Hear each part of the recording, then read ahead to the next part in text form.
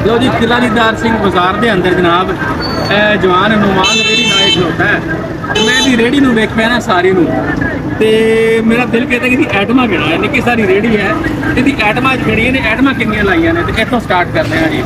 ਐਡੀ 1 2 3 4 5 ਟਿੰਡੇ 6 ਫਲੀਆਂ 7 ਗੋਭੀ 8 9 10 11 12 13 14 15 ਦਾ ਕਰ ਦੇਵਾਂ 2 ਗੱਡੀਆਂ 17 18 19 20 ਦੇ ਦੇ 20 21 ਅਕੇਲੇ 22 23 24 ਧੜੀਆਂ 25 26 27 28 29 30 ਮੈਨੂੰ ਗਿਣਤੀ ਭੁੱਲ ਗਈ ਹੈ 31 ਤੇ 32 ਲੈ ਵੀ ਜਵਾਨ ਖੈਰ ਨਾਲ 32 ਆਈਟਮਾਂ ਲਾਏ ਖਲੋਤਾ ਮਾਸ਼ਾਅੱਲਾ। ਲੈ ਵੀ ਕੁਛ ਬਾਤ ਨਾ ਬਈ ਅੱਲਾ ਚਲ ਰੋਜ਼ੀ ਦੇ ਵੈਰੀ ਗੁੱਡ। ਇੱਕ ਰੇੜੀ ਤੇ ਛੋਟੀ ਦੇ ਤੇ ਮਾਸ਼ਾਅੱਲਾ 32 ਆਈਟਮਾਂ ਜੀ।